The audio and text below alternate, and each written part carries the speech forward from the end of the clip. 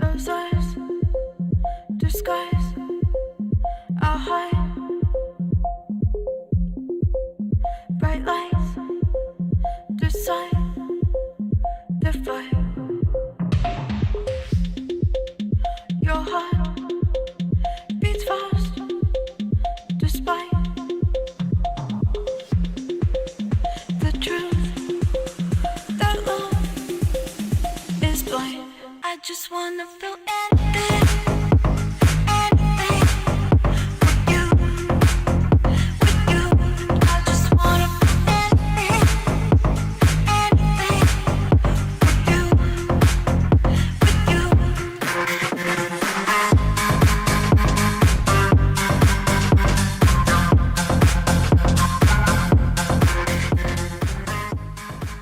Welcome to the Clean and Filthy podcast with your host, Matthew M. Hello and welcome to the Clean and Filthy podcast, where we are clean and serene with a filthy mind in between. I am Matthew M. I am your host, and I am an addict in recovery. Welcome, everybody, to episode number 29.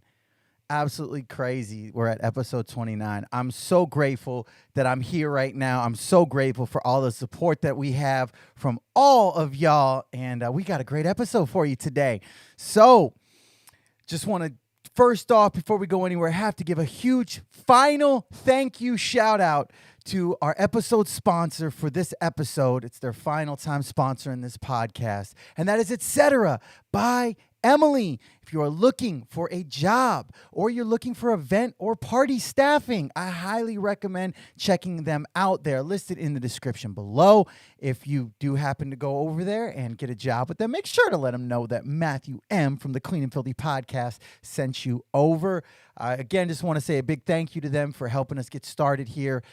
Really grateful for that. And, if anybody out there knows of other sponsors that might be looking to sponsor an independent podcast, holla at your boy. We are always looking to find ways to continue to grow this podcast. So, again, huge thank you to them. And who knows, maybe in the future we'll do some more sponsorship stuff. Also got to give a huge thank you to our episode theme music for the Clean and Filthy podcast, which is Anything by Valentino Khan, Alice in Wonderland. Huge thank you to Mad Decent Records for allowing us the privilege of using that song as our theme music on this podcast. So very thankful for that. Also have to give a huge what up and thank you to our VIP supporters of this podcast. They are people that are giving donations on Patreon to help grow this podcast, to help us be able to put more money into this podcast to develop a better product and get the message out to more people. And they are Alex B, Sage A, Cindy, Stephanie, Shar, Liana, Clint, and Alex T. If you would like to become a VIP supporter of the Clean and Filthy podcast, please head over to our website, www.cleanandfilthypodcast.com. In the top right corner with all of our social media links is our Patreon link. So make sure you go there, check it out. And if you want to become a VIP supporter, you will get one of these amazing Clean and Filthy podcast stickers to display wherever and also get a shout out on air. I will say we're looking at some ways and means to develop a little more in-depth relationship with our Patreon supporters. Nothing in stone yet, but some ideas are coming through. So big thank you to our VIP supporters for your continued support. So welcome to the Clean and Filthy podcast. We are a 12-step recovery-based podcast that meets every single Tuesday at 5 p.m. live on YouTube. So if you're on YouTube right now, what up? Let's get that live chat going. We do our episodes live at 5 p.m. Arizona time, with episodes available for download wherever you consume your podcasts from. So if you are on YouTube right now, please help support this podcast by making sure to download us wherever and maybe on every podcast directory that you use. And also make sure to throw us a like on our YouTube videos as well. Subscribe to the channel so you get a notification whenever we go live. If you are not listening, or if you are not watching right now live on YouTube, you can always do that. If you're listening on a podcast directory, thank you very much for the download. If you feel so inclined and want to leave us a 5-star rating or any rating that you feel fits the quality of this podcast, please do so. Ratings and download numbers is how we are going to grow. And most importantly, if you are listening to this and you hear something you like, please make sure to share it with anyone and everyone possible. That is how we grow. So the best place to get all of our information is on the website. We have all social media links, contacts listed there. Make sure that you are liked, commented, subscribed, followed, tweeted, retweeted, all that to all of our different social media channels, so you will make sure to get information about the Clean and Filthy podcast as soon as it comes live. So thank you everybody for the likes, the retweets, the follows. We're still chugging away on those and just growing very, very organically like an independent podcast does. So thank you everybody out there for your continued support, for all of the likes, the comments, the subscribes, the retweets. It's so much fun to be able to interact with people and to be able to help grow this podcast and therefore grow knowledge about recovery, because that's what we are here to do. As I said, my name is Matthew M. I am an addict in recovery, and this is the Clean and Filthy podcast. And this whole point of this podcast is to develop information and be a resource regarding the 12-step recovery model. I want to be able to share as much of my experience, strength, and hope, as well as shine as much light on the beauty that is recovery from the disease of addiction through the 12-step model. But if you're not an addict, that's totally fine, as we're going to talk about a little bit today. And I always say, drugs are not the main point of being an addict. Not using drugs is not the main point of being in recovery. Recovery can work for truly anyone and everyone out there. So if you're an addict who's in recovery, welcome. If you're an addict who's not in recovery, welcome. If you're somebody who just has questions about recovery, about the disease of addiction, about the things that us addicts in recovery go through on a daily basis, welcome.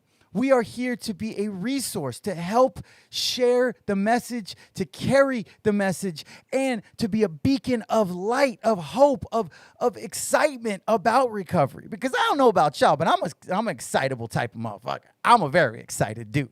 So that is why we are here. But I want to make sure to emphasize that I will not be speaking from a point of authority on any one specific 12-step fellowship. I will not be identifying what fellowship of my choice is, what my go-to fellowship is. I will not be speaking about what my home group is or what treatment center I went to or anything of that nature, because I don't want to violate any tradition, and I want to make sure to keep a unified group effort regarding this podcast. But if you have questions about a meeting in a specific fellowship, or how to get into a specific treatment center or recovery residence or sober living or anything like that, please reach out to me directly. I would be more than happy to discuss that with you.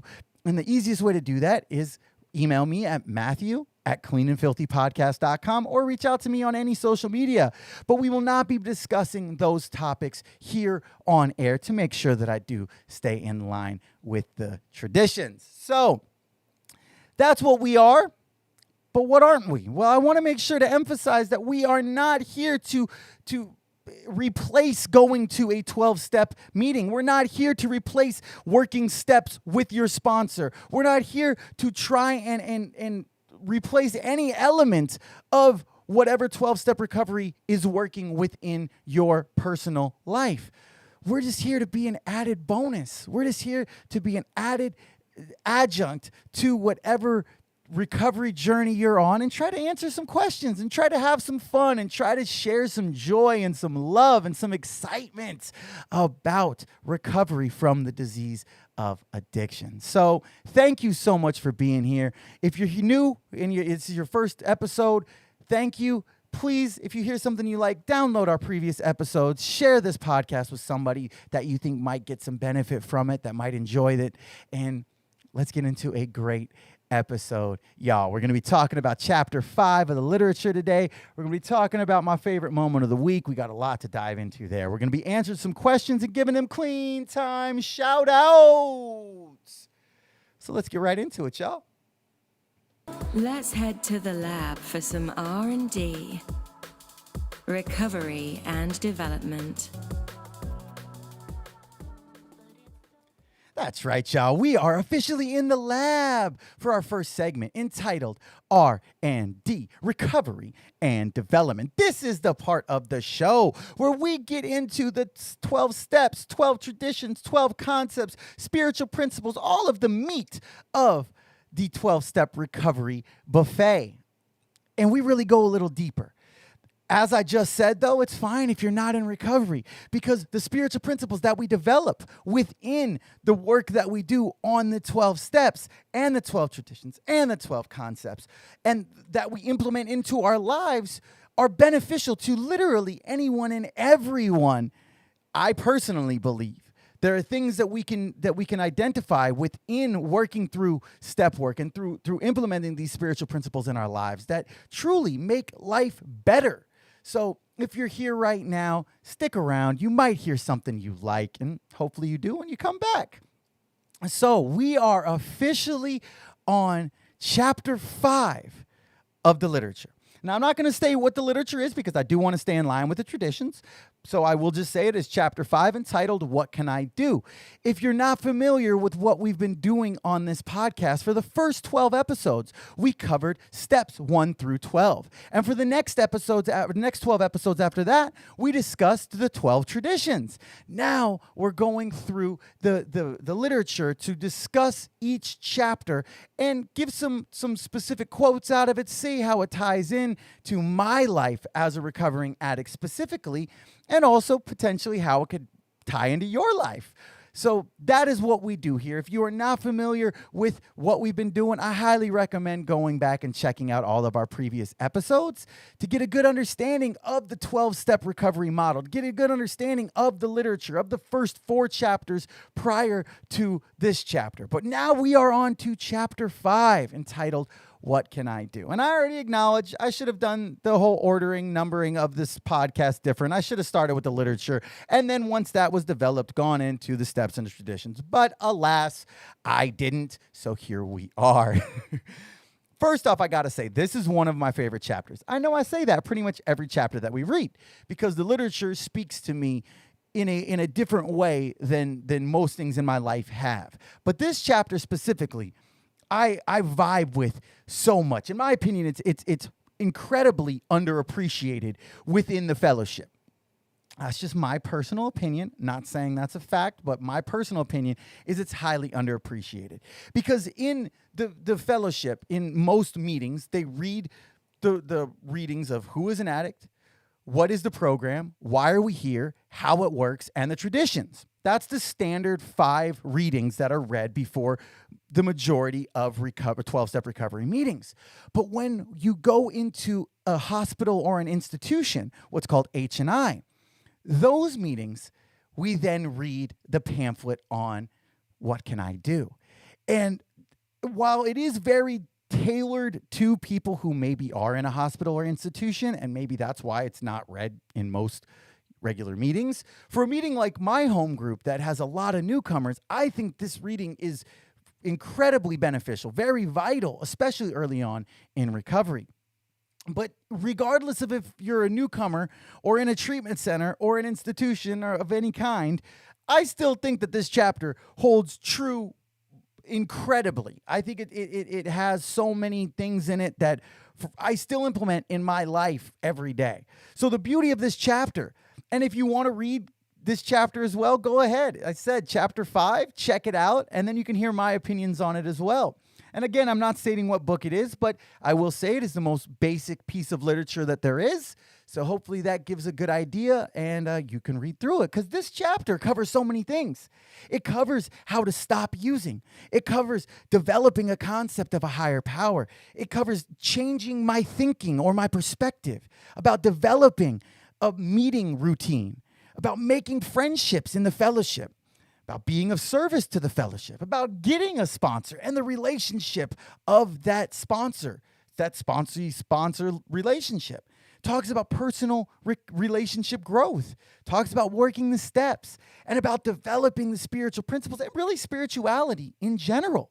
So it takes the 5 suggestions that we always talk about. When I first got into recovery, when I first got clean, I was given 5 suggestions. They said, go to meetings, get a home group, get a sponsor, work steps, and be of service. So this chapter takes those 5 suggestions and then it builds on it. It develops them so much more. And that is especially important early on in recovery, in my opinion. This chapter is vital, especially early on in recovery.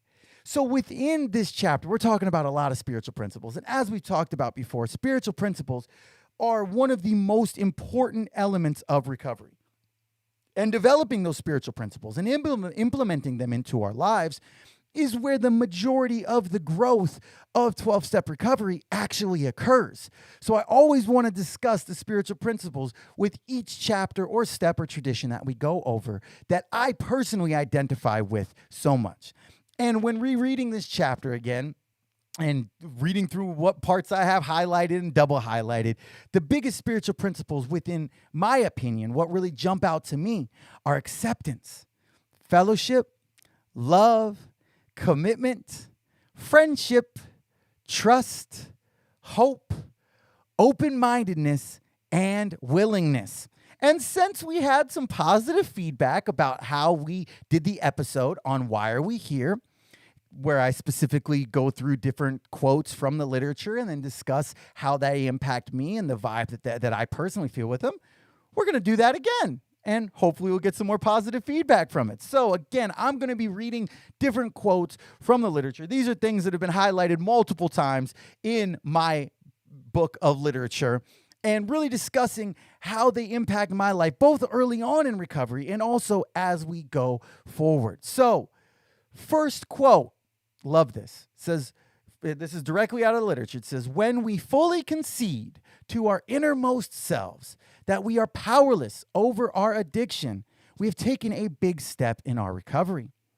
Many of us have had some reservation at this point, so give yourself a break and be as thorough as possible from the start. And now this speaks to me so directly. We've talked about this so many times on my podcast, how many reservations I had coming into recovery, how many times I tried to justify or rationalize, okay, I'll be around here for a little bit, but I only have a problem with this substance, or I only have an issue with this substance. I'm not an addict. I don't have the disease of addiction. Those were all reservations for me. Those were all elements for me to disqualify myself. And even through 90, 180, 9 months, there were still elements of reservations that came up. The reservations that I had on my first step, and discussed those with my sponsor. Those elements of reservations were very constant in my life, but I wasn't focusing on them. And by working a program of recovery based on the 12-step model, I didn't have to focus my energy on those reservations. I could instead focus my energy on my recovery. And by doing that, it gave my recovery gave recovery in general the chance to work in my life. And by doing that, those reservations slowly slipped away. And now I can truly say, after working my first step again, the reservations that I previously had are no longer there. I no longer have reservations about being in recovery. And that allows my recovery to keep growing so much more. So I love that. I love that quote. I want to start off with that quote. Next quote. I love this so much. It says, our best thinking got us into trouble. We recognize the need for change. And this is so true, especially for an addict like me, because an addict like me always felt that I was smart enough to not be an addict. I always felt like I was intelligent enough to not truly be an addict. I always felt like I can think my way out of this. I always felt that with the right life solutions, drugs wouldn't be a problem. But finally, when I was beaten and broken enough, I knew that something had to change. And it took a while. It took a while of getting beaten and broken. It took a while of running my head into the wall.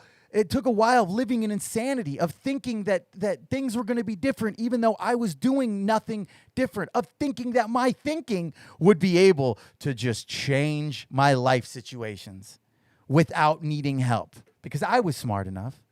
I was capable enough. I could do anything I want, right? The problem is that at the end of the day, at the core, I'm an addict.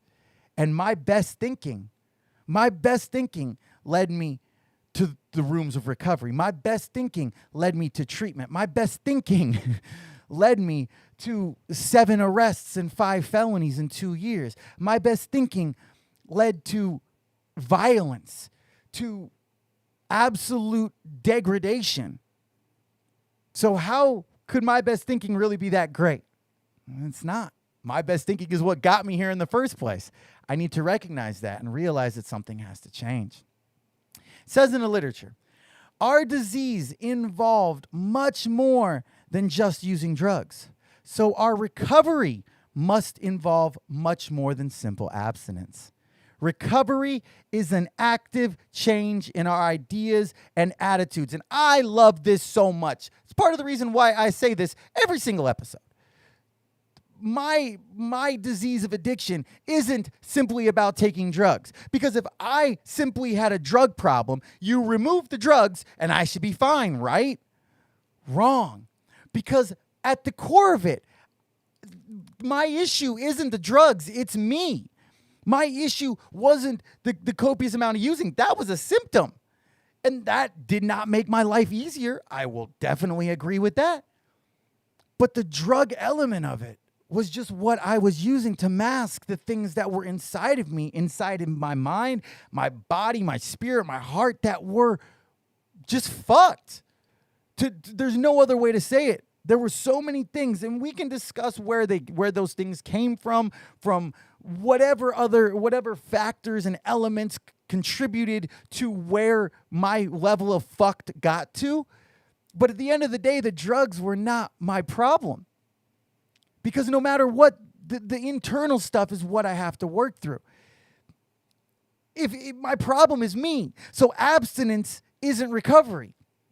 Changing my way of life, those are the things that lead to a better life, not simply removing the drugs. If I remove the drugs, sure, some things would have obviously gotten better. I would have had more money. I would have had less legal cases. I would have had more free time, not spending my entire day looking for ways and means to get more. But the inner core things, the inner core elements of why I'm in recovery are the areas that I can grow. Just removing a substance isn't going to give me the opportunity to grow spiritually.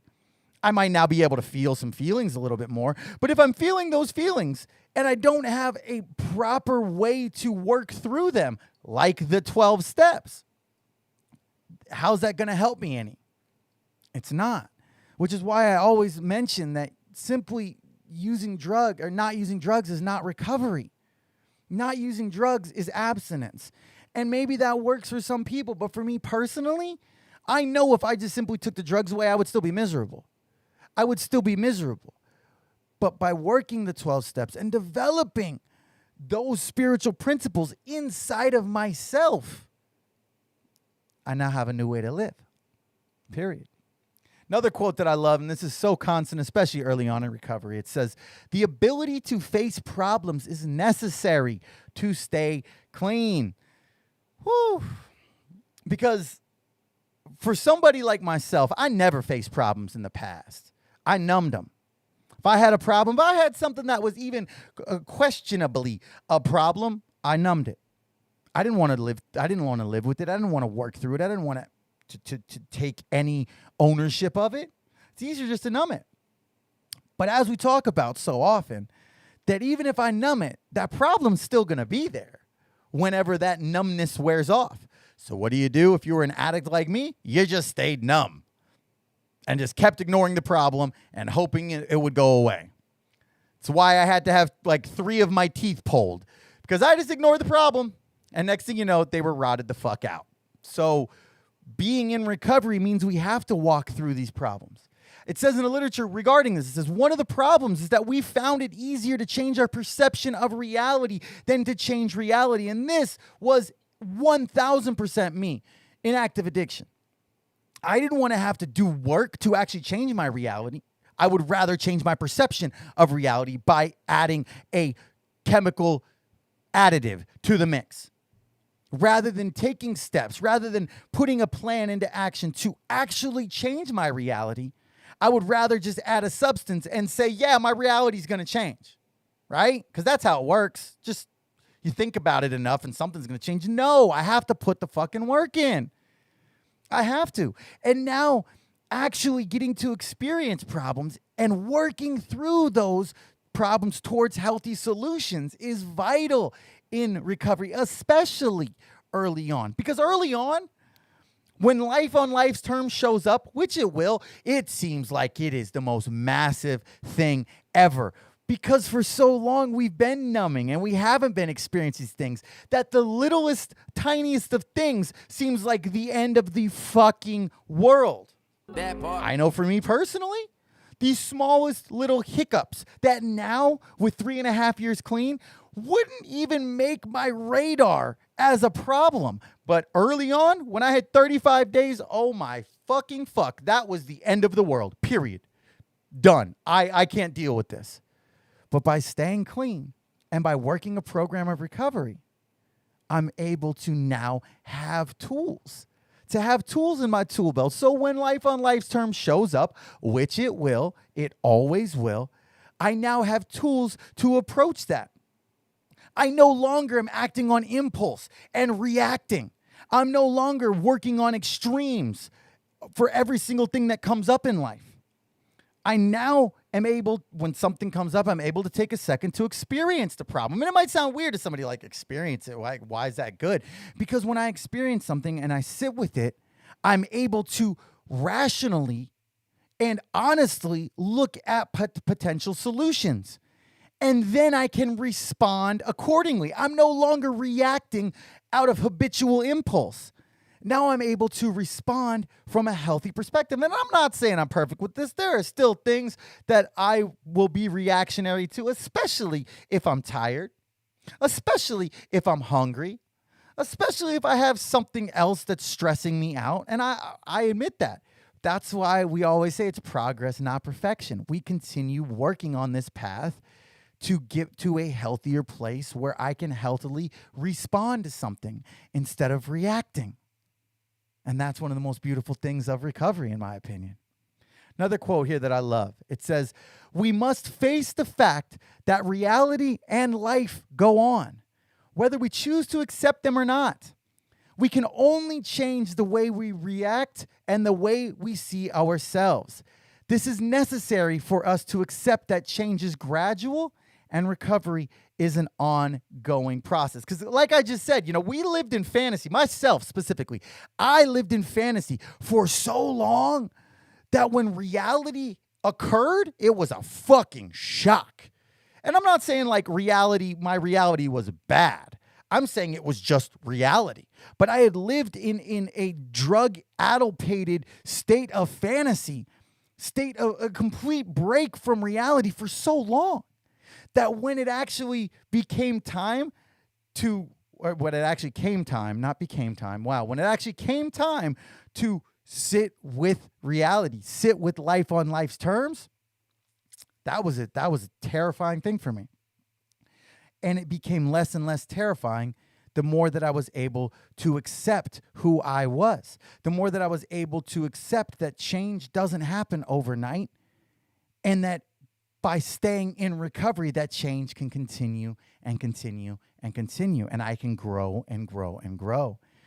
And once I've accepted myself within that, it allowed me to see the change within myself.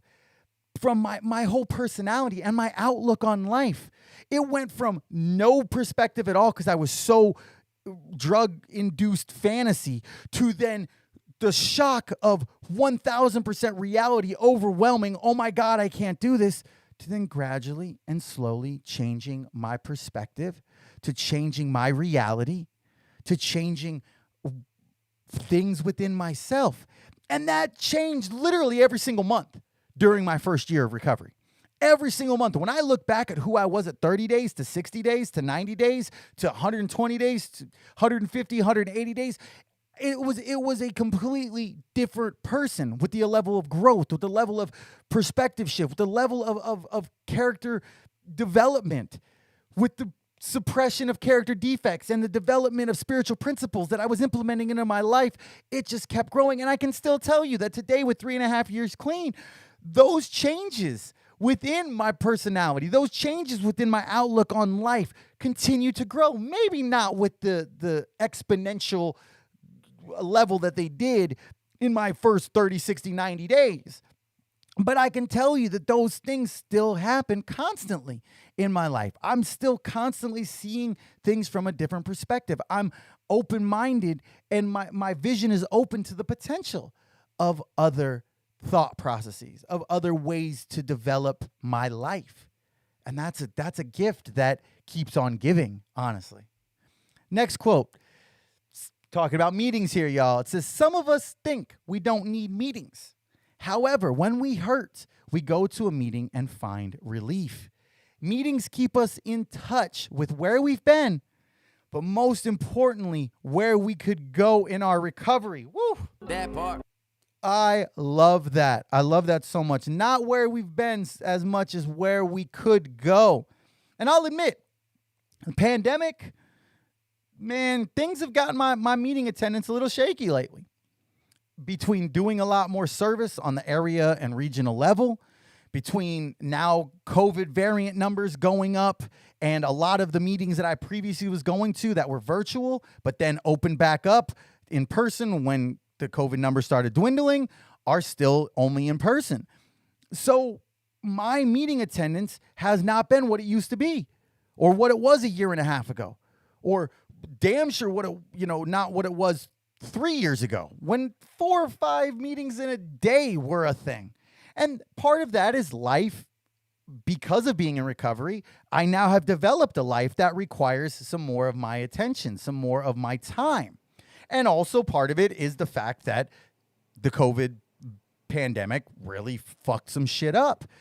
But I'll say that this quote rings so fucking true to me, because I went to a meeting virtually on Friday and was able to share. It's a meeting that they call numbers, so some you might not get to share for sure, but was able to share, and I felt immediately so much better than I had in multiple weeks prior to that regarding my spiritual fullness of recovery.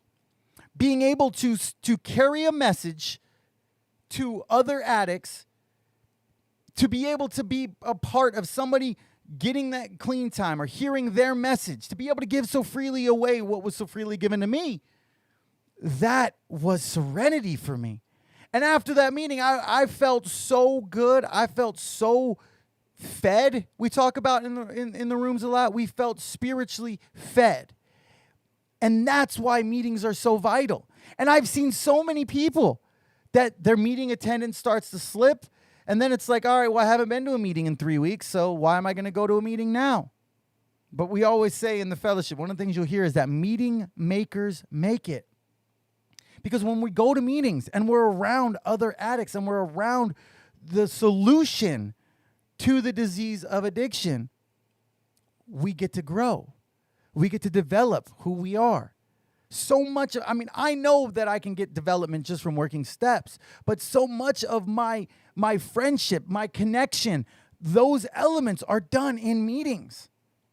And I love going to meetings. I love it. So I had to mention that quote because I had it highlighted twice in my literature. So next thing says, we go and we went to meetings. Now we're developing the element of friendship in the fellowship. It says, our new friends in the fellowship will help us. Our common effort is recovery. Clean. We face the world together. It makes a difference to have friends who care if we hurt. And I will say the friendships I have developed over the last 3.5 years in recovery are some of the deepest connections I have ever made. And that's no disrespect to the friends that I've known since grade school That's no disrespect to the friends that I've known throughout my adult life, prior to active addiction, through active addiction, and now in recovery. That's no disrespect to any of them, but there's an element of identification. There's a level of identification, knowing that I'm with people who have gone through what I'm going through and have gone through it clean, that allows me to feel so at home, so comfortable. It says in the literature that we need people who understand our disease and the recovery process. And like I said, I'm incredibly grateful to my friends, to everybody out there who supported me throughout my life, throughout my recovery journey, throughout all of that. I'm very, very, very incredibly grateful for all of those people, especially the people who aren't in recovery, who are just normies. But there's a level of identification when I go into a room and say something that I can never get from a normie. A normie can't identify with my desire to smoke heroin because life shows up and I'm sad. I walk into a room of addicts in recovery and they can understand that. Or even weirder, a normie isn't going to understand why I want to fucking burn my life down because it's going well. That seems completely counterintuitive to what life should be. But for an addict like me, and for tons of other addicts around this fucking world, it makes total sense. So if I go into a room and I share that, there's that identification. There's that element of yeah, okay, I get that. And that's why developing those friendships, having a home group, having people that we know on a week-to-week basis, whose phone numbers we have, who are more than just simply a random number in our phone, that we develop those friendships and we cultivate those relationships with. Those are the things that can save us so often when we have one of those feelings come up. Because I know as much support as I get from a lot of my friends, I know if I call up one of them right now and be like, yo, bro, I really want to go smoke a fucking gram of meth and just go root through the backs of Home Depots for 3 days, they're going to look at me like, what? What? Where I go and say that in a fucking room of recovery, and they're like, yeah, bro, I get it. Shit's going well, huh? Yeah. It's not a logical thinking, but it's the way that the minds of addicts work, which is why it's so important to have that meeting attendance, to have those friendships within the fellowship. It's so important. Another thing that it says that I always want to talk about, because anytime we talk about recovery, it has to be first. It says in the literature, as we become involved, we learn to keep the program first and take it easy in other matters. And I heard this early on in my recovery, that we have to keep our recovery first. Anything that we put before our recovery, we will lose. And I take that shit to heart. Even to when other people in my life don't understand that. Don't understand why I have to keep my recovery first. Don't understand that when I make a commitment to do something within the recovery, within my home group, within area, region, that is a commitment I'm not going to change. Because I have to make sure that nothing comes in front of my recovery. And does that mean that I want to be down at an area service meeting instead of being out of town sometimes? No. But I do it because I'm giving back what was so freely given to me by keeping my recovery first. So we have to do that. Another thing that I love, it says, our experience reveals that working the steps is our best guarantee against relapse. And because I know I take this to heart, and this really vibes with me, because if I'm working the steps, I'm growing. And if I'm growing, I am progressing further and further away from my old addictive habits and tendencies. The only thing in my life that has kept me from using drugs is the 12-step model. That's it. That's the only thing that has ever worked. So by working steps, I have evidence that shows that that is my best medicine to resist relapse. And just for today, it's worked. Relapse is not a part of my story just for today. Another thing I love, it says we learn that the program won't work when we try to adapt it to our life. We must learn to adapt our life to the program. And oh my goodness, that part. Because this isn't Matthew Anonymous. This isn't I'm not creating this program. I'm simply working a program that has worked for tens of thousands of addicts around the world. The program works when I work it. And as we discussed a few episodes back, it's a very simple program. It's a very simple program. I'm not saying it's easy, but it's a very simple program when I don't try to complicate it. When I work the program as it is written, as it has been worked by tens of thousands of addicts prior to me, it works. When I try to complicate it, when I try to adapt it to me and to my whatever, it doesn't work. It goes back to the thing that I said to my therapist when I had like 2 weeks clean. And I said to him, I'm like, yeah, man, I don't get down with this whole God shit, this whole higher power shit. Can I work the steps but not work steps 2 and 3? Can I just do that? And he just told me to keep coming back. Because what was I trying to do? I was a brand new newcomer trying to find ways and means to manipulate the system and adapt it to me. The program works when we work it, period. Not when we work it to our standards. When we work the program, it works. I just got to not complicate it. Another thing I love, it says, today we seek solutions, not problems. We try what we have learned on an experimental basis. We keep what we need and we leave the rest. And this I love so much because my recovery experience might not look like yours. So your suggestion or your solution might not look like mine, and it might not work for me, but I'm willing to still look at it. I'm willing and open-minded to still look at your experience, strength, and hope and see if it works. And if it does, cool. If it doesn't, leave it. I take what I need and I leave the rest. And the way that I learn is by trying different things and finding what works. In recovery, in parenting, in learning, in working out, in marketing and developing a podcast. All those things are done by learning what works for me and leaving the rest. And if I'm not willing to try to change something, or I'm not willing to try something new, nothing will change. That's just how it works. Another thing I love here, it says, we have to accept ourselves as we are. We talked about this earlier. Freedom to change seems to come from acceptance of ourselves. And this can be a struggle for some people, myself included, especially early on. Because for an addict like me, drugs were part of my identity for so long. They were part of my reality for so long that when they were removed, a lot of us really don't know ourselves. So how can we accept ourselves if we don't even know ourselves? If we don't even have a clear perspective of ourselves, how can we accept ourselves? And for me personally, one of the most important spiritual principles within this was the spiritual principle of humility.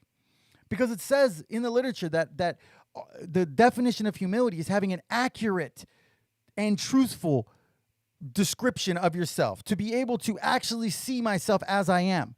Not how I think I am, not how I want myself to be, but just simply how I am. And if I can accurately and truthfully see myself, then that leads to me being able to accurately and truthfully accept myself, which then gives me the ability to grow and change. And that is so huge to me personally. Next quote says, for anyone who wants our way of life, we share experience, strength, and hope instead of preaching and judging. If sharing the experience of our pain helps just one person, it was worth the suffering. And this is one of my absolute favorite quotes, period. Because pain shared is pain lessened. And if my pain that I share, whether it's in a meeting, whether it's on a podcast, whether it's talking with an addict on the phone line, whether it's talking with some random person, some normie, that maybe that information can help them. Not only is that worth the suffering, but it's a gift.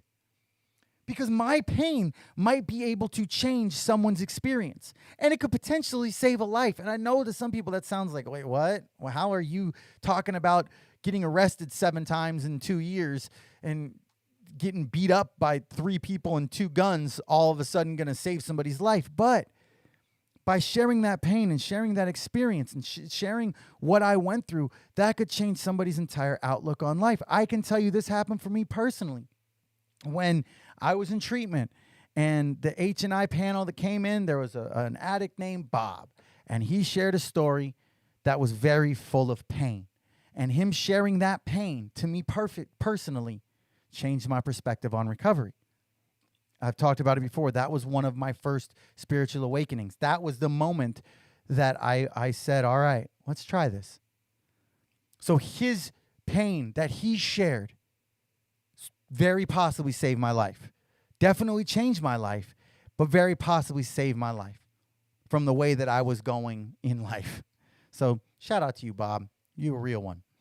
So maybe you're sitting there right now and you're in active addiction and you want to change and you're asking, what can I do? Like the chapter says. Or maybe you're not super at your bottom yet. Maybe you haven't truly reached the point of with the gift of desperation, but you're thinking, man, what can I do? This is just going to be too much. I'm going to close with this quote from the literature. It says exactly what you can do. It says, stop using for today. Most of us can do for 8 or 12 hours what seems impossible for a longer period of time. If the obsession or compulsion becomes too great, put yourself on a 5-minute basis of not using. Minutes will grow to hours and hours to days. So you will break the habit and gain some peace of mind. The real miracle happens when you realize that the need for drugs has in some way been lifted from you. You have stopped using and have started to live. And for me personally, man, every single day clean, I am living. I wasn't living for a lot of years of my life. I was barely surviving. But today, I get to live. And I get to share that journey to truly living with others, which makes me live even more. So today I can say that not only am I starting to live, I am living, and I love what I'm living. So that's what we've got for today in the lab. Hopefully that got some good clarity about the chapter. I love the chapter. Highly recommend going and giving it a read if you are an addict in recovery and have that piece of literature. If you don't and you're a normie and you're like, wow, I want to learn more about that, hit me up directly and I will guide you to places on the internet that you can read our literature. Or if you really just want to help support the fellowship, you can always go buy the literature too. I wouldn't be opposed to that. But I digress. So that's what we have in the lab. Time to put our lab coats and our safety goggles away as we head out. But we will be back next week where we're going to go deeper into the literature. We got some good stuff planned. So hopefully everybody liked that. And we on to the next segment. So it is time for segment number 2 on the Clean and Filthy podcast, entitled My Favorite Moment of the Week.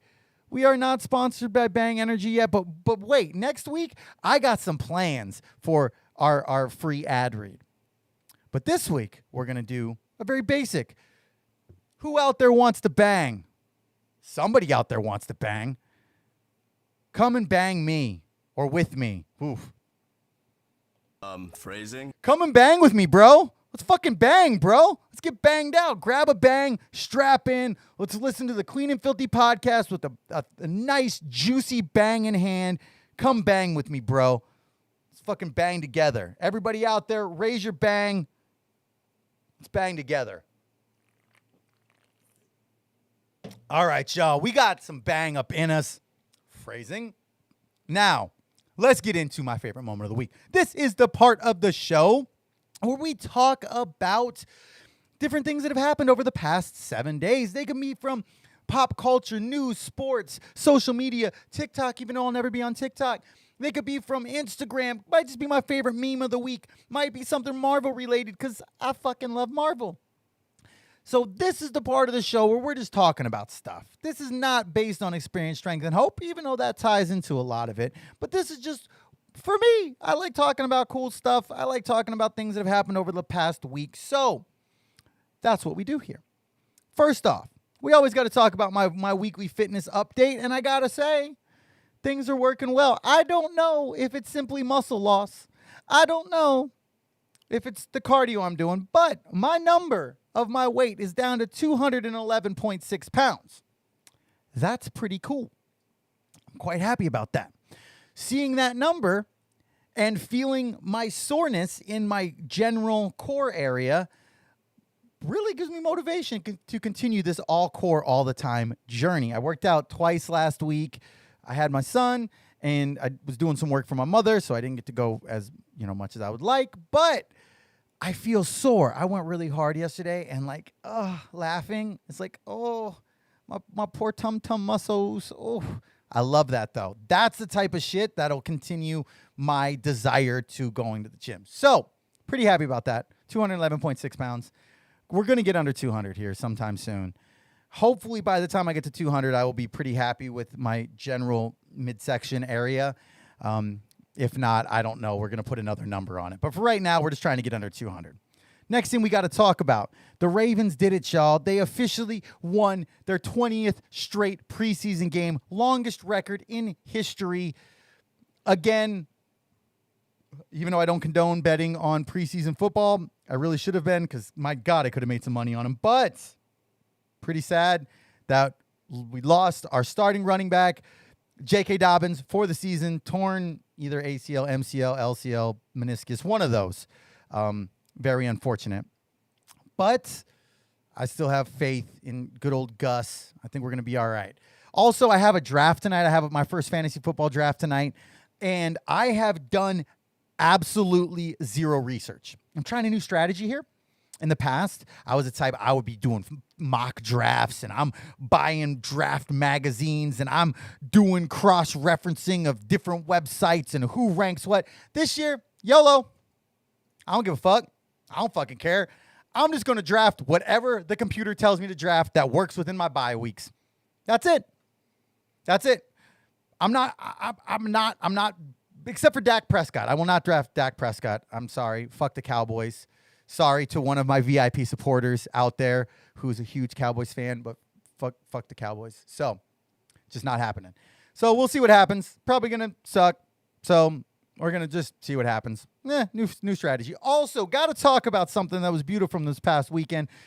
To all my non-parent viewers out there, this is going to sound like nothing, but my son is officially potty trained. Like, not quite potty trained when he's sleeping. He still sleeps in a diaper. But the entire weekend, he was wearing underwear, and we didn't have any accidents. And that might not seem like a big deal to most people. But if you're a parent and you have had to clean up the aftermath of a accident in underwear that is going down legs and on floors and on walls and on cabinets and on ceilings, you know how big of a fucking deal it is that all of the poo-poo is going into the toilet. So shout out to my son for that. Also, gotta keep the Gulf in our prayers, man. Hurricane Ida is looking quite horrible. I guess it's been downgraded to a tropical storm now that it's knocked out all of the power in New Orleans, which is crazy. It's 16th anniversary, like right about almost to the day of Hurricane Katrina. So hope everybody's safe down there. Hope everybody's healthy and everybody can get rescued. It needs to be. Going to do a quick little TV roundup because we got to. Marvel's What If. The episode this last week was What If the World Lost Its Mightiest Heroes. It was a pretty cool episode, but it wasn't episode 2. They really shouldn't have shot their load with episode 2 because I don't think anything can beat episode 2. Episode 2 was just perfect. So we'll see what happens with that. Also, Archer is back. Phrasing? Yes, my man Archer is back. And I actually got to hear new versions of phrasing. So we're probably going to add some new phrasing sound effects because I'm so excited that Archer is back. And I'm so excited that both episodes they dropped were actually good because we floundered as fans of Archer for many seasons when he was in the whole coma element. And it was very underwhelming. But these first two episodes were very, very well done. Great dialogue. And it was also a little bittersweet because this is going to be the last season that we have Jessica Walters playing Mallory Archer. She passed away. So I don't know what they're going to do with that, but it's going to be a whole lot different show going forward with next season. Maybe they're just going to wrap it up. I don't know. We'll see. Also, What We Do in the Shadows is coming back this week, and I'm super excited about that. So we're going to be talking about that next week. But we got to talk about my actual favorite moment of the week.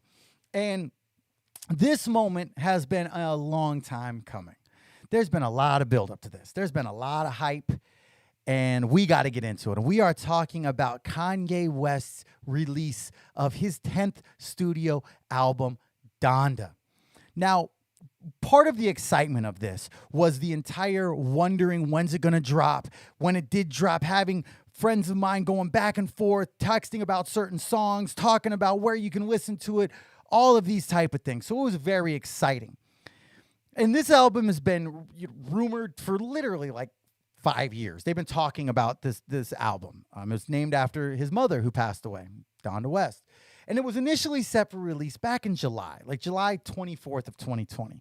So after 3 listening parties, him being raised to the heavens in the middle of Atlanta, the last listening party recreating his childhood home and then being set on fire in the middle of Soldier Field in Chicago, which also caused some controversy with DaBaby and Marilyn Manson in attendance, and subsequently the album.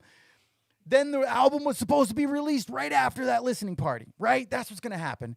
And it didn't happen. Supposed to be on the 27th, didn't release. Then they were saying, oh, it's going to be dropping on the 3rd. So he's going to go head-to-head against Drake with his certified lover boy, which I like Drake. I hate that title. But it was going to be back in the day when he and 50 Cent, when Kanye and 50 Cent went head-to-head. It's going to be amazing. And then instead they just dropped it on the 29th. Just like out of nowhere, like, oh, hey, here's Donda. Which then led to Kanye tweeting that he didn't authorize its release and it was missing a song, and it was just so very Kanye. So before we actually talk about the album, I got to give a little bit of background. And I'm not going to give background on Kanye West because I'm sorry if you don't know who Kanye West is or what his music is or his element in pop culture. There's too much to cover here. We ain't got a 5-hour-long episode today. So we aren't even going to get into all of those elements of his social element, his political element, we're just going to touch on some musical elements of it here. But for me personally, I have loved Kanye since the first beats I ever heard of his. Like back before I knew there were Kanye beats, I was like, wow, that's fire. And I remember specifically going down to Tucson to one of my homegirls lived in Tucson, and she would always get the plug on new music. So my buddy and I drove down to Tucson when Jay-Z's Black album came out. Like we got it like 2 weeks early. And when we were down there, both my buddy and I were like, yo, this dude Kanye, when's his album dropping? Like, when can we get that? You got the plug? Please, can we get it? And nobody knew who Kanye was because this is the time when really producers were kind of, other than like the Neptunes, Dre, Timbaland, Swizz Beats, producers didn't get the plug, the pub like they do now. You know, now every producer has a button that they push that says their name drop on every beat they do. But back in the day, that wasn't the thing. And so nobody really like knew deeply in the public who Kanye was. And I remember hearing the first time I heard Through the Wire. And for the record, I heard the original version. I still have the original version. If you don't know what I'm talking about, on the first version of Through the Wire, he says the line of saying, I'm in the same hospital where Biggie and Tupac died. But the actual version that came out only says in the same hospital where Biggie Smalls died. Because Tupac and Biggie didn't die at the same place. Whatever, I digress. But I've always loved Kanye. And musically, Kanye West has some of the best music and best albums in the history of hip-hop. And I would argue that a couple of Kanye's albums are in the best albums of all time, across all genres. He has some of the most genre-influencing shit ever, not just in hip-hop, but from his beginning of doing sped-up soul samples to the 808s and Heartbreaks era that influenced artists to this day. The Juice WRLDs, the XXXTentaciones, the Kid Cudis, even the Travis Scotts. Those type of artists were all influenced by this album that made more emotional type of rapping cool and acceptable. And I've always vibed with his creativity. I always have vibed with his artistic creativity. The original Air Yeezys by Nike are all-time fire. So are the Air Yeezy 2s. If somebody out there got the Red Octobers in a size 15, holla at me. I don't know how I'm going to pay you the 10 grand that they sell for, but we'll work something out. something, because those are all-time amazing shoes. And I'm sorry, but no shade to anybody who loves the Adidas Yeezys, but the Nike Yeezys will always be better, personally. Also, what he did with the Runaway film that he made for the release of My Beautiful Dark Twisted Fantasy, that was amazing. It was so ridiculous. It was amazing. His suspended stage that he did for the Life of Pablo tour, all of his set designs for all of his tours, like, there was always such a mad genius vibe about him, and his bravado seemed different than most other rappers. Like, a lot of other rappers you would see, it seemed like they were trying to put on an act. Kanye just acted like that seemed like real. And a lot of today's generation doesn't even remember him from back in the day. They don't remember the quote of George Bush doesn't care about black people. They barely even remember the whole Taylor Swift incident. So regardless of all of those elements, there was always something that I loved because he was so unknown and he was so direct. He told you what he felt, whether it was egotistical, megalomaniacal, narcissistic, some completely boisterous and arrogant. He still was one of the most honest voices. But over the last 4+ years, man, his statements have really pushed me to the point where I'm really only appreciating the art, not the artist. And this can be difficult to do when it's been somebody that prior to that you appreciated the artist as well. But over the last 4.5 years, he's officially reached maybe not as bad of a level as like R. Kelly or Kevin Spacey. But I can still say, if R. Kelly's song Ignition comes on, I'm going to wild the fuck out to that song. I'm not going to support the dude. I'm not going to buy any of his albums. I'm not going to tweet anything giving him props. But that song is fire to me. I will still watch a Kevin Spacey movie and appreciate his performance in it. Not appreciating the human being, but appreciating the performance. And that's where Kanye's at. And this is also difficult because at the end of the day, Kanye is one of us. He's admitted he's an addict. He's talked about that.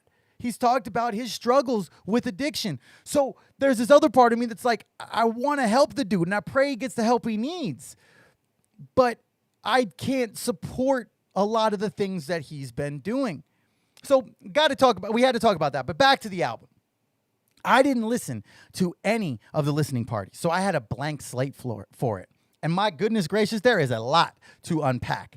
27 songs, an hour and 49 minutes, like 30-ish guest features, not even mentioning the copious number of producers that were credited as well. It's interesting because you get somebody like a J. Cole who does an entire album with no features, juxtaposed with somebody like this who has an album that has 30 features on it. Or somebody like Nas who just had an album completely produced by one producer, by Hit Boy, as opposed to this where it's Kanye and everybody. So it's interesting. There were some things I liked a lot, some things not so much. So let's talk about the things I liked first. Got to stay positive first. The production on this album is fire. I love orchestral type of beats, and there are a lot of them because of the influence of the religious element, which we'll talk about a little bit later. I absolutely loved that the track lengths went back to like the pre-Kids See Ghosts style songs. Because on that album, every song was like 2 minutes. It was 2 minutes. That was it. We're done. And for me personally, I love the old style Kanye vibes of like 5+ minutes long songs with beat changes and extended instrumentals. Like one of my favorite Kanye songs ever was the full version of Runaway, which is like 9 minutes long. And 5 of those minutes are just him going in the background with the vocoder on his voice. I love that. I don't know why. I fucking love that. So to me, this was a return to that in a lot of ways that I really liked. There were a couple songs that I got to talk about because they were fire. Jail with Jay-Z is amazing. I really, really, really hope that we get another Watch the Throne album.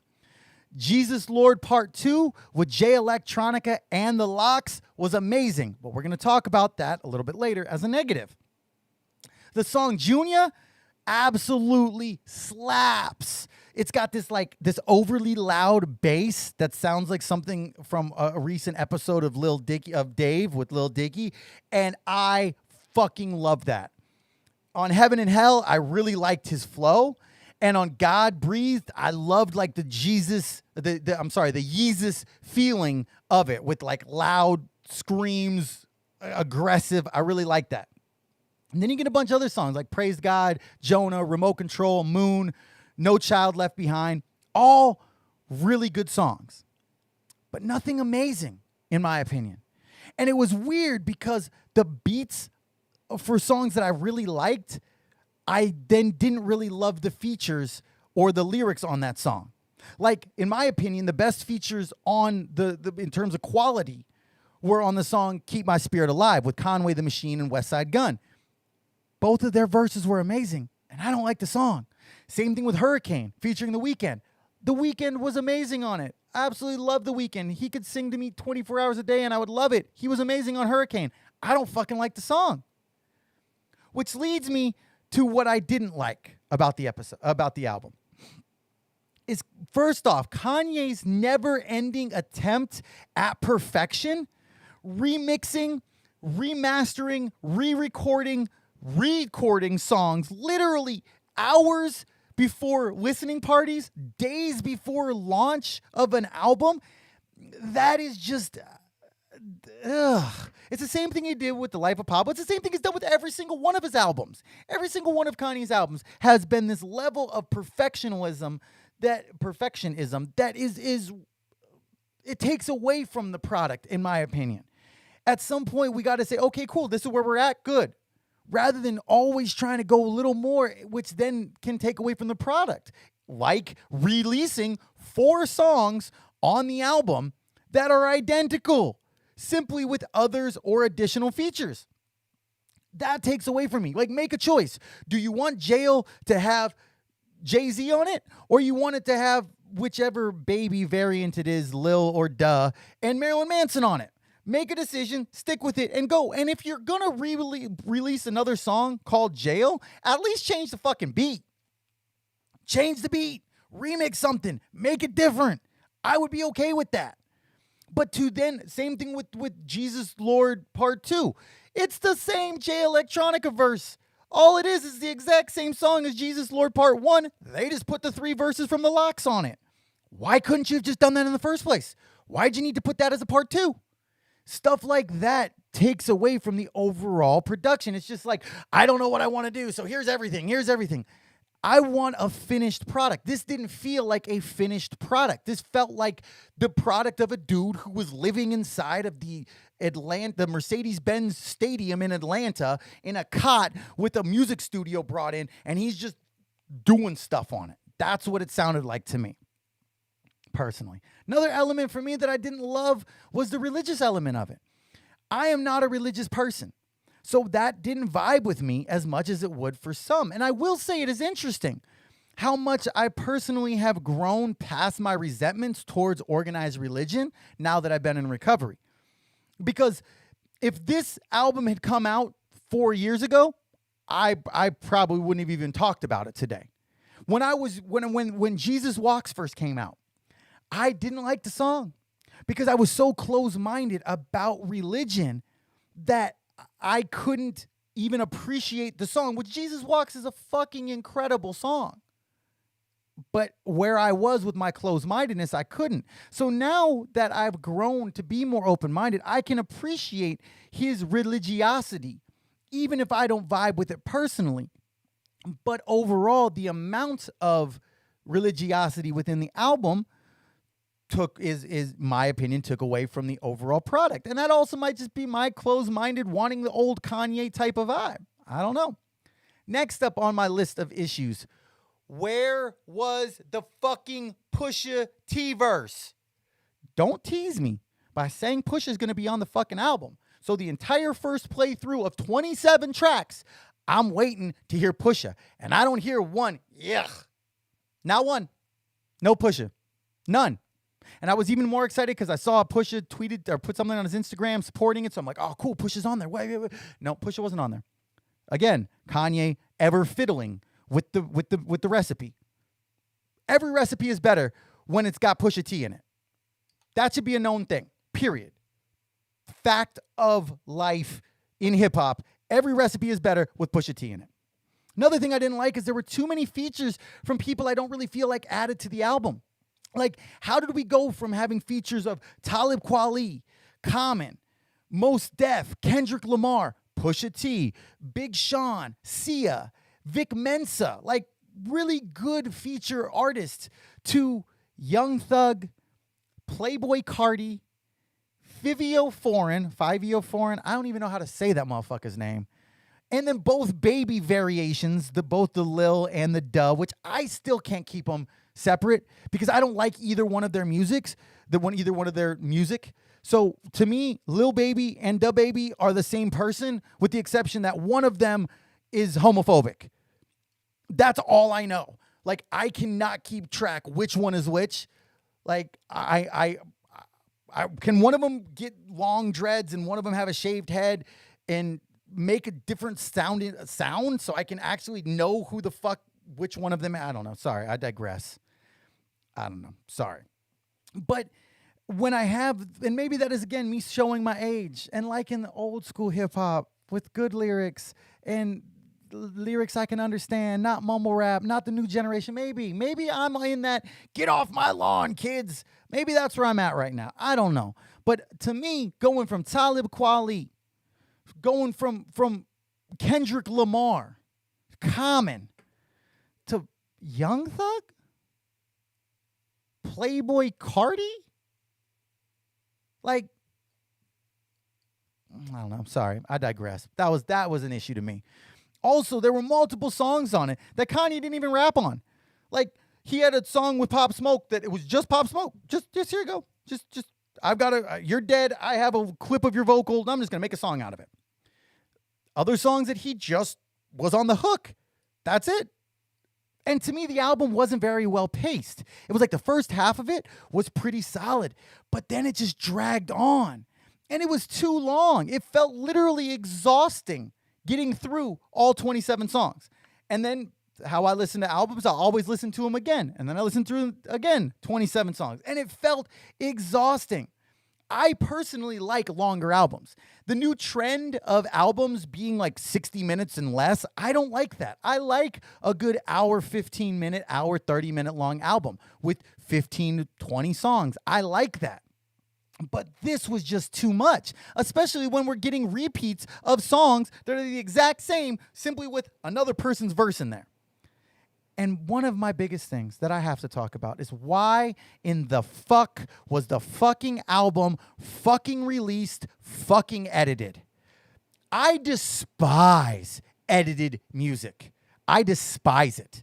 I cannot stand it. I understand it's necessary for the airwaves, I guess. It's necessary in PC world that, we can't run around screaming fuck at the top of our lungs. Cool, whatever. But why in the fuck would you release an album full of explicit content and then edit it out? What is the point?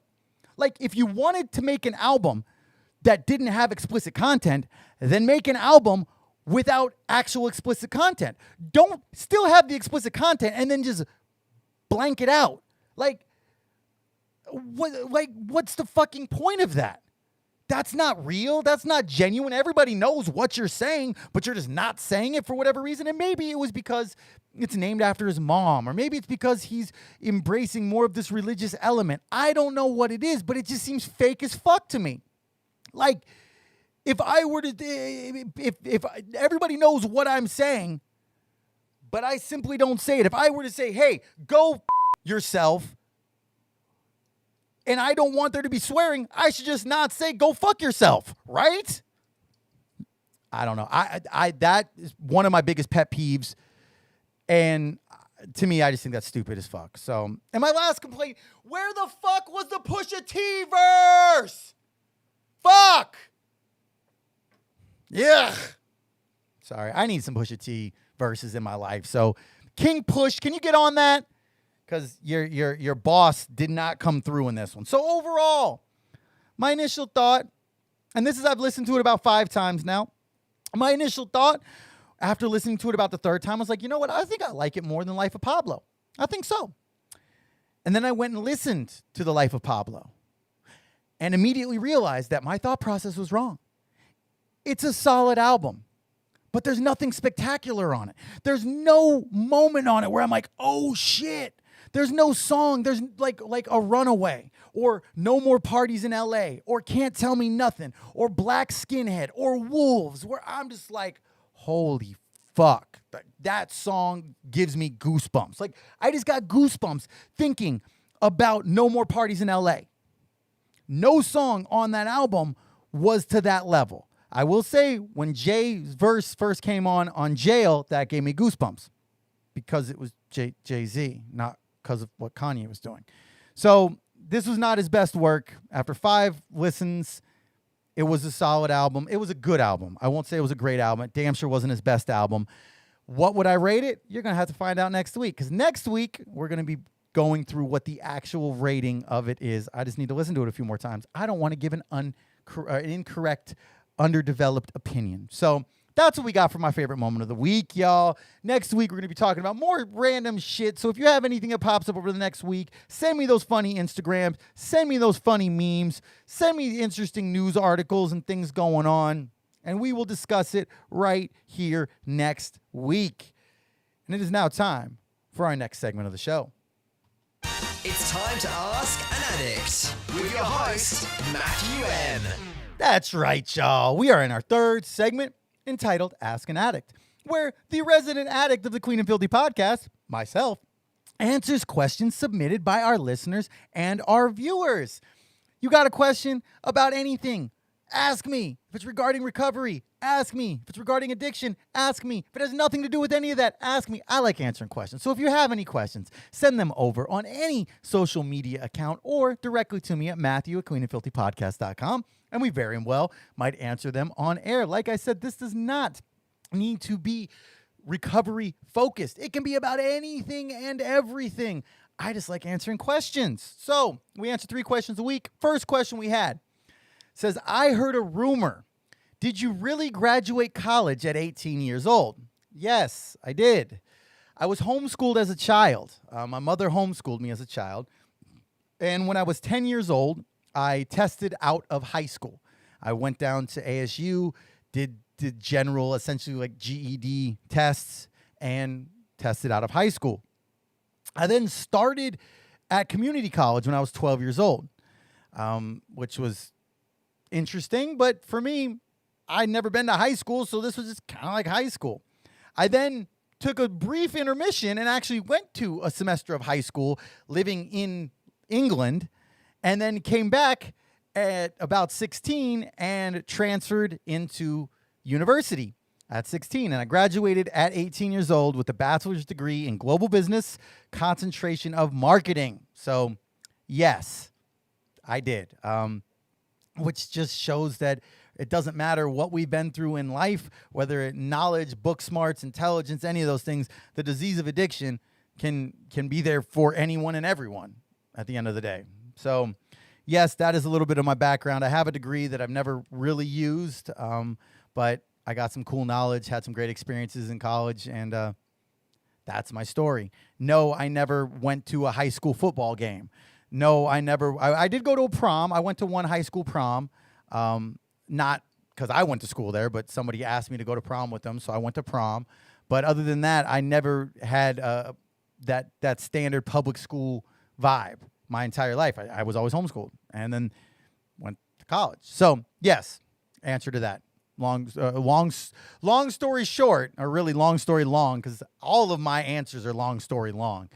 So, next question is, what is a burning desire? We talked about, I mentioned it in passing, and this is a great question because for me personally, since I have 3.5 years in recovery, there's a lot of things that I might say during each one of these episodes that seems like second nature to myself because I'm operating from a perspective of knowledge and recovery. So I love questions like this when I say something that one of our listeners is like, wait, what? What does that even mean?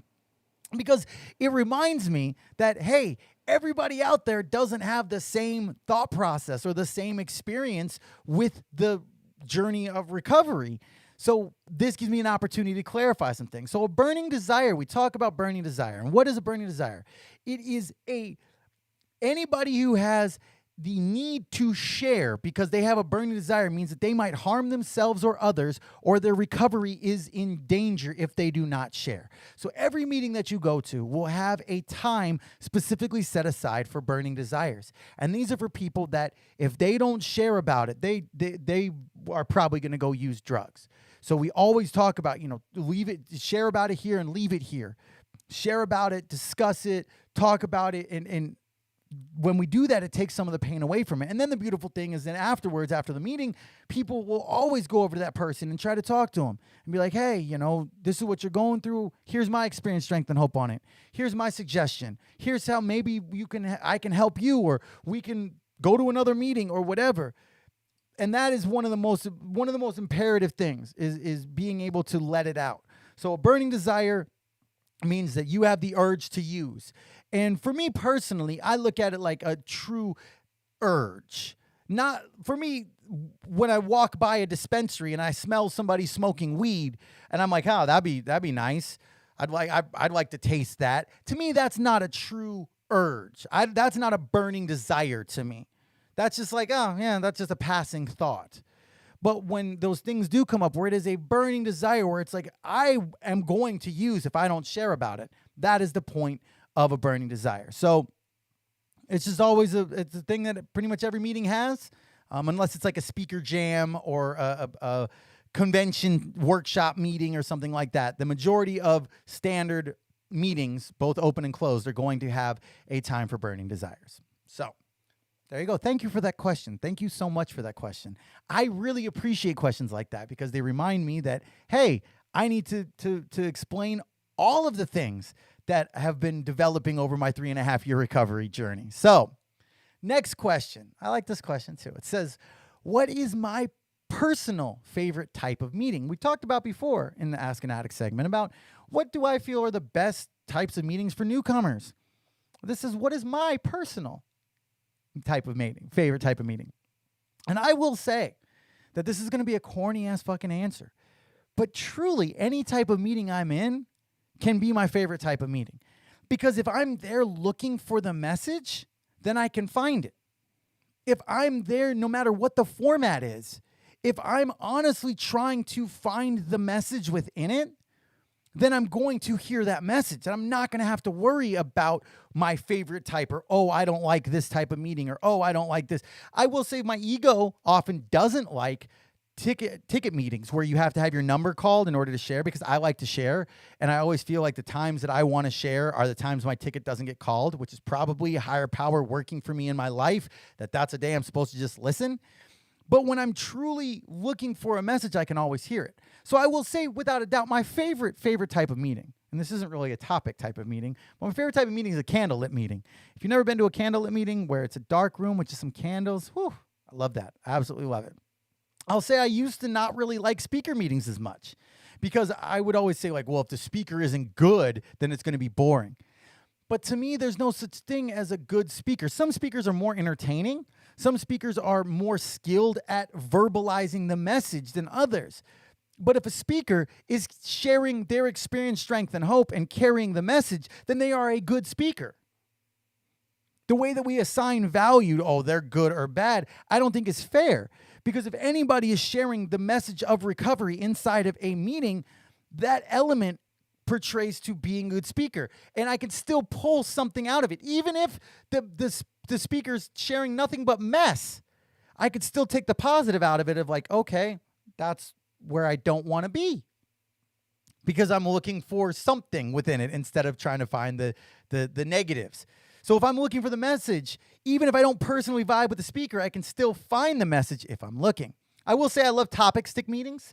The meeting that I chair sometimes Wednesday nights is a topic stick meeting. I like it as well because we pull the stick and you don't see, or for me personally, I don't look at what my topic is until it's my turn to share, and then I look, and then for me, it's kind of a brain exercise. I'm like, oh, what's my topic going to be? Oh, that's what it is. Oh, shit. Okay, let's come up with my share. I think that's more genuine and more authentic for me personally than spending a lot of times if I know what the stick is or I know what the topic is, I'll start zoning out into other people's shares because I'm thinking about what I'm going to share. And to me, I'm not listening for the message then.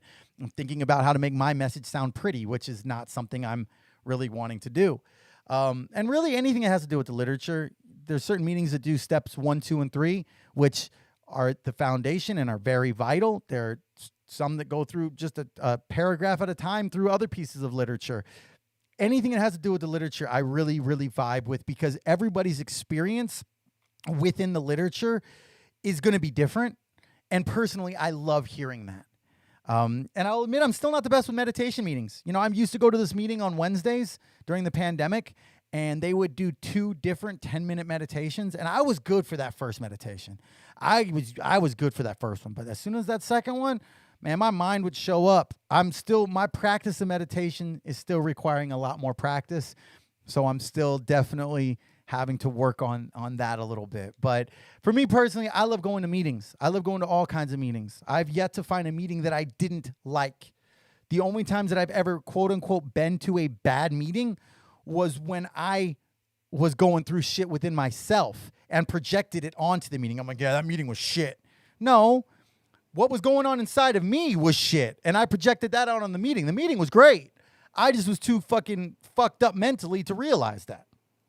So that's my answer to that question. I know it's a total cop-out, but I gave a couple answers of what kind of my favorite is. So hopefully that answered that question properly. So if you have any questions for next week's episode number 30, it's crazy that we got that coming up next. It's crazy we're into September as of this. It's nuts. Anyway, if you have any questions for next week's episode and you want them to be answered by me, as I said, head to the podcast website, www.cleanandfilthypodcast.com.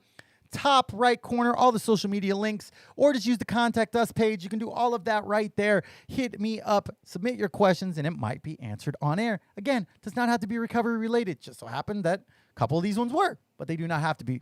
So that's what we got for this segment of Ask an Addict. And we are almost out of time. But you know we can't close up without them clean time shout outs. This is the portion of the show where we recognize various members who have achieved various milestones within recovery. And these are all of the universally recognized ones. First off, anybody who is a newcomer, which is 29 days or less. Anybody with 30 days clean, 60 days clean, 90 days clean, 6 months clean, 9 months clean, 1 whole year clean, 18 months clean, or multiple years clean. We do them boops for each year, just so you know, so you aren't scared if you hear sound effects. Also, we like to give shout outs for big whole numbers. So people who get 100 days clean, 200 days clean, 1,000 days clean, 1,500 days, 2,000, 10,000. We like to recognize those as well. So this is how we started off. First and foremost, as a newcomer, welcome back to Kayvon. Glad you're back, brother. Glad you're back. And then from Twitter, as a newcomer, we've got Henry. Hell yeah. And then from Twitter with 200 days, we've got Maddie. Well done. And then with 1 whole year clean, we got my boy Mark R. Fucking love that, bro. Proud of you, man. I've known this dude since well before recovery, and now I've gotten to see him grow this whole 1 year in his recovery, and it's been beautiful. Shout out to you. Congratulations, my brother. Love you, man. And then next up, we're going out to Vegas for my boy Eric B with 4 years. Yeah. And then we're going to Facebook, part of a really cool recovery community on Facebook. He's the moderator of it, the leader of it. My dude Nate P with 6 years. Yeah. Then we're going back to Twitter for 8 years. We got Brittany. Well done. And we're staying on Twitter for Rose with 10 years clean. And then finally, we going back out to Vegas for my boy Claude P with 24 years clean.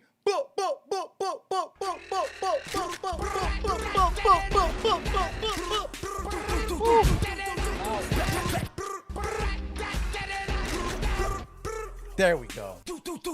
Gotta wait for Kendrick to finish there. All right, there we go. Congratulations, everybody who celebrated Clean Time today. If you didn't, guess what? Don't use and you will. That's literally how this program works. And remember that every single day clean is a successful day. That part. Period. That's just how it is. Again, congratulations, everybody, and welcome back to the newcomers. If you need anything, reach out. That's all you got to do. Well, y'all, we are officially out of time for today. But I want to say thank you, as always, to everybody for your continued support. Please make sure to like, comment, subscribe, tweet, retweet on all social medias. And if you hear something you like, please make sure to share. That's how we're going to grow. Thank you again to everybody for being here, for all the downloads. Thank you again to our amazing episode sponsor, Etc. by Emily, our amazing theme music, Anything by Valentino Khan and Alice in Wonderland. Shout out again to our VIP supporters.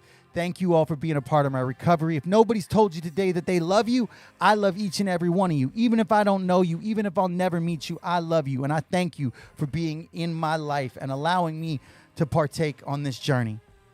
And with that being said, I'm going to see each and every one of you next week, 5 p.m. Arizona time. Download, podcast everywhere. Love you, y'all.